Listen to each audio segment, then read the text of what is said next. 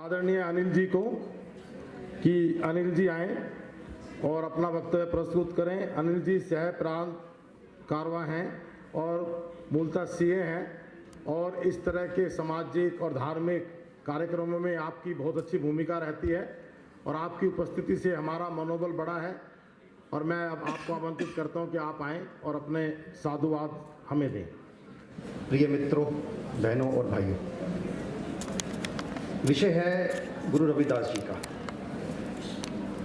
कृष्णा शर्मा जी ने आपके समक्ष बड़े अच्छे ढंग से उनके जीवन के बारे में रखा, किस तरह से मीरा बाई ने उन्हें अपना गुरु माना। जब मुझे विषय दिया सुजीत जी ने तो मैंने भी थोड़ी पढ़ाई का प्रयास किया और पहले मैं आभार प्रकट करता हूँ इनका कि उन्होंने मुझे अवसर दिया।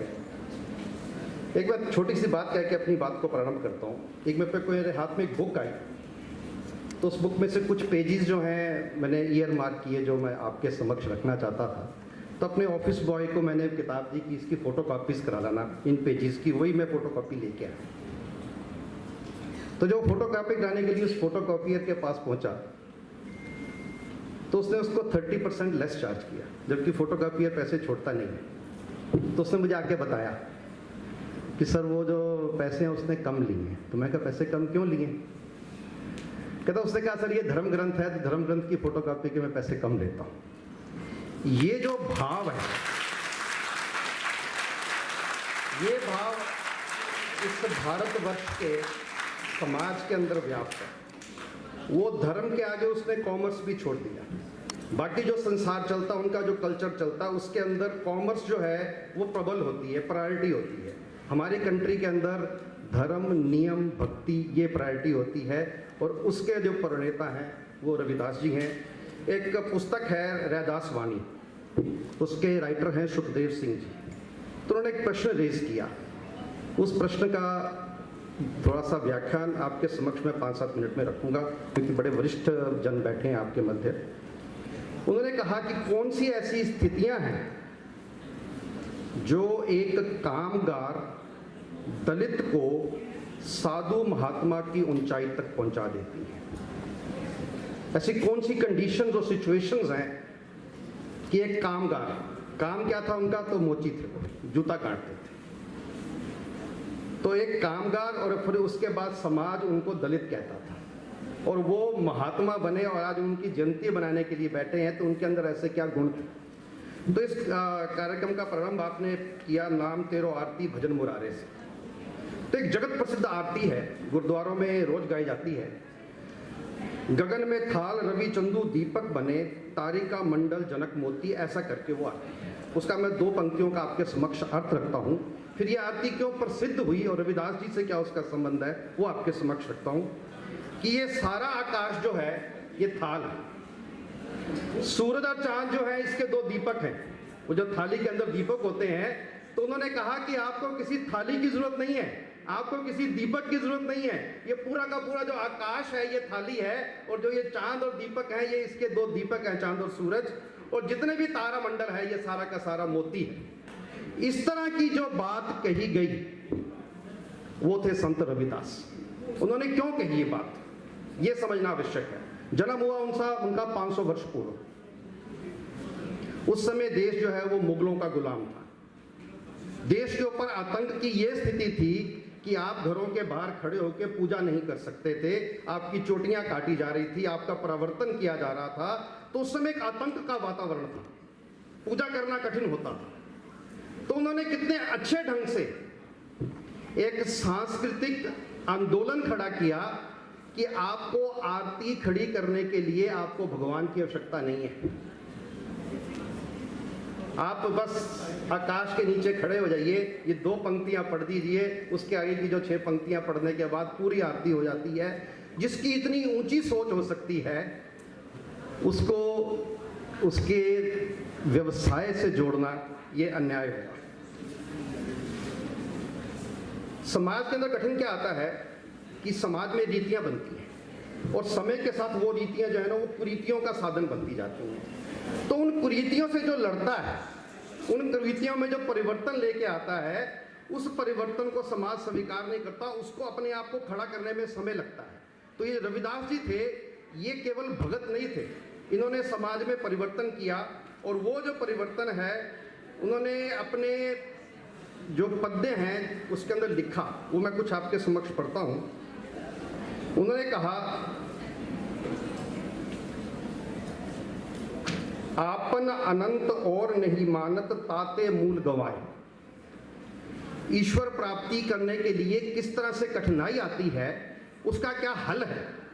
तो मतलब अपने को श्रेष्ठ कहना और दूसरे को नहीं मानना, खुद को बड़ा मानना और दूसरे को नहीं मानना, ये सबसे बड़ा बाधा है भगवान को प्राप्त करने के लिए। कितने अच्छे ढंग से 2 पंक्तियों में उन्होंने सारी बात जो है वो आपके समक्ष रखी। फिर एक बड़ी अच्छी घटना आती है उनके जीवन में कि उनको भगवान ने दर्शन दिए और दर्शन करके कहा कि तू कंचन का पत्थर ले ले, इसको जहां भी टच करेगा वो सोना बन जाएगा। उन्होंने मना कर दिया। तो मना क्यों किया? क्योंकि उनको अपने श्रम के ऊपर विश्वास था, उनको अपने अर्जन पे विश्वास था। और उनका जो ये विश्वास है, आप समझ के देखिए कि पारस का पत्थर स्वीकार नहीं किया, जूता गांठना आप स्वीकार कर लिया। उनको जूते में भगवान दिखाई दिया। जूते की जब पूजा करते थे तो जब वो जूते का काम करते थे, जो श्रम करते थे, तो श्रम करते हुए भक्ति करते थे, तो उनको वो जो भक्ति है उस कंचन पत्थर से भी बड़ी दिखाई दी। इस स्तर तक का जो व्यक्ति पहुंच सकता है, उस व्यक्ति का आप फिर काम नहीं देखते, उसका मन देखते हैं और उसको संभालते हैं। गुरु ग्रंथ साहब जो है, इसकी पूजा सभी पूरे भारतवर्ष में, पूरे संसार में होती है। उसके अंदर 1 श्लोक और 40 पद ये संत रविदास जी के लिखे हुए उस गुरु ग्रंथ साहब में लिए गए। मात्र इतना नहीं है, जो गुरुमुखी है, जो पंजाब की बोली मानी जाती है, उस गुरुमुखी के 34 अक्षरों को जन्म देने वाले संत रविदास। गुरु नानक देव जी ने जो ये गुरु ग्रंथ साहब इस संसार को दिया, कितने ही महात्माओं के दोहे चौपाइयां उन्होंने उसके अंदर संकलन किया। ये समाज जो है हमारा, ये कभी आतंकियों से लड़ा नहीं, कभी कभी पीछे हटा, स्ट्रेटेजिक मैनर से पीछे हटा, लेकिन कभी भी ये जो मुगलों का आतंक हुआ या ब्रिटिशर्स का आतंक हुआ, उससे कभी घबराया नहीं। और नहीं घबराने के पीछे बहुत बड़ा जो कारण था, वो ये भक्ति के जो हमारे संत हुए उनका था। जन्म को लेकर, उनकी तिथि को लेकर बात आती है तो संत करमदास हुए। देखो हमारे यहाँ बात याद कैसे कराई जाती है, श्रुत ज्ञान होता है हमारे यहाँ। हमारे यहाँ रिटर्न स्क्रिप्चर्स जो है बड़े कम हैं, क्योंकि हिस्टोरिकली खत्म कर दिए गए, डिमोलिश कर दिए गए। लेकिन श्रुत ज्ञान को खत्म नहीं किया जा सकता, जो एक कान से दूसरे कान से, मेरी माँ से, दादी से, नानी से चलता आ रहा है, उसको खत्म नहीं किया जा सकता। तो उनके जन्म के बारे में करमदास जी ने क्या लिखा, विद द हिस्टोरिकल डेट। ये चौपाई क्या कहती है, 1433 की माघ सुदी 15, 1433 की माघ सुदी 15, दुखियों के कल्याण हित प्रकटे श्री रविदास। आपको ये 2 पंक्तियां बोलने मात्र से उनकी डेट ऑफ बर्थ मिल जाती है। कहां जन्म हुआ बताया बहन जी ने, बनारस के अंदर जन्म हुआ, सुदी 15 के अंदर। पिता उनके संतोष थे, माता कलसी देवी थी और दादा उनके कालूराम थे। गुरुमुखी की बात मैंने आपके समक्ष रखी। ये गुरुमुखी को लेके बड़ी चर्चा चली कि ये गुरुमुखी के जो वर्ण हैं, जो अल्फाबेट्स हैं, वो इन्होंने दिए तो नहीं दिए। तो पढ़ते पढ़ते मुझे मिला ये कि भारत पाकिस्तान का जिसमें विभाजन हुआ तो अदालत में एक कोर्ट केस पड़ा था। उस कोर्ट केस का जो मजमून था, जो सब्जेक्ट था, जो डिस्प्यूट मैटर था, वो यही था कि गुरु रविदास जी ने गुरुमुखी की रचना की कि नहीं की। तो उसके ऊपर वहां जजमेंट पास हुआ कि रविदास जी ने जो है ये गुरुमुखी की रचना की। मात्र इतना नहीं है, रागों के, संगीत के तज्ञ थे। जब इनकी ये शब्द पढ़े जाते हैं गुरु ग्रंथ साहब के अंदर, तो हर शब्द का अलग अलग राग है। तो इनको कितने राग आते थे, इसको लेके मैं केवल 2 लाइनें पढ़ रहा हूं कि जिस राग वर्गीकरण के संबंध में आधुनिक संगीतकार अभी भी सोच रहे हैं, उन रागों की नींव गुरु रविदास ने 500 वर्ष पूर्व रखी। केवल भगत थे ऐसा नहीं है, भक्ति से बहुत ऊपर थे। उन्होंने अपनी वाणी को 16 रागों में उच्चारित किया। इस 16 जो राग हैं उनको आते थे और उन रागों के ऊपर अपने उन्होंने अलग अलग दोहों का जो मीटर बनता है, जो हिंदी के यहाँ बैठे हैं तो मीटर बनता है, उसकी मेजरमेंट होती है, जो वाक्य बनता है उसके अंदर, तो हर वाक्य को उच्चारण करने के लिए अलग राग होता है, तो उस रागों के ऊपर उन्होंने काम किया और नानक देव जी ने इसीलिए वो सब के सब उसमें लिए। एक और पुस्तक का विवरण है, कितना भ्रमण करता था उस समय व्यक्ति जिसके पास वाहन नहीं होता था, जिसको अभी तो कम्युनिकेशन के इतने मीन्स है, सोशल मीडिया है, घूमने के लिए इतना कुछ है।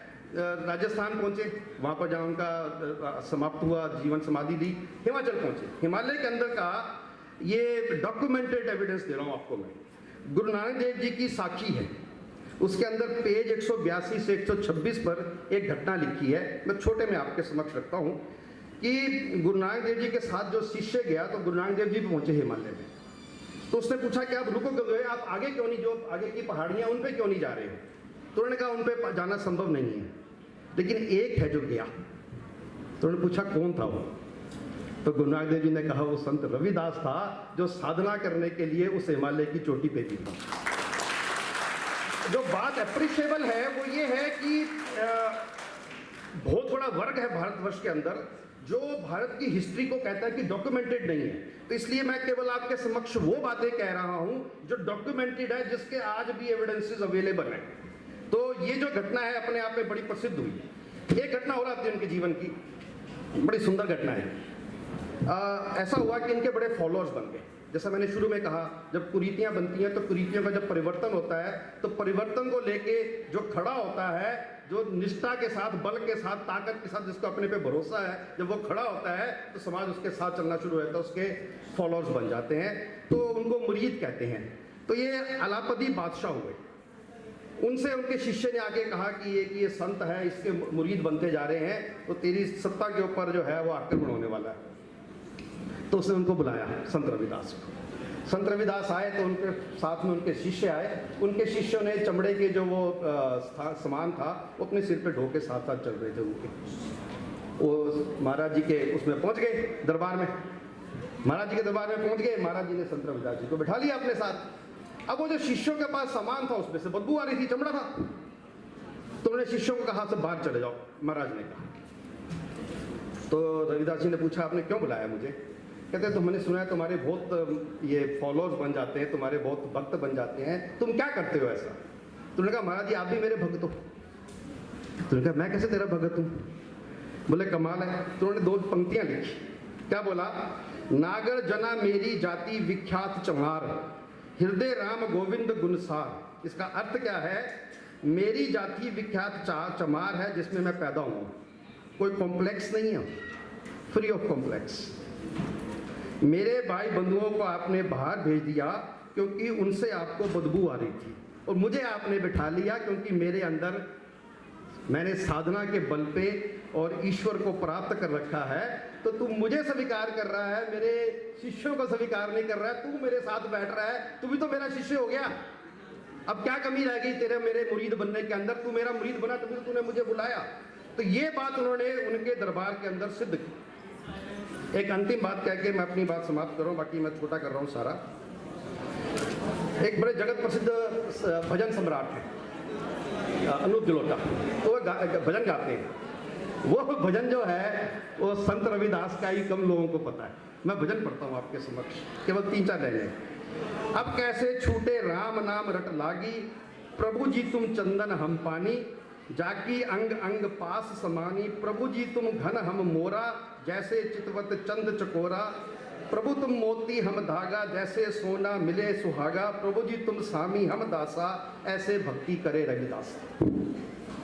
हमें नहीं मालूम था ये अनूप जलोटा ने जो संसार भर में ये जगत में सिद्ध कर दिया भजन जो है वो भजन संत रविदास जी का लिखा।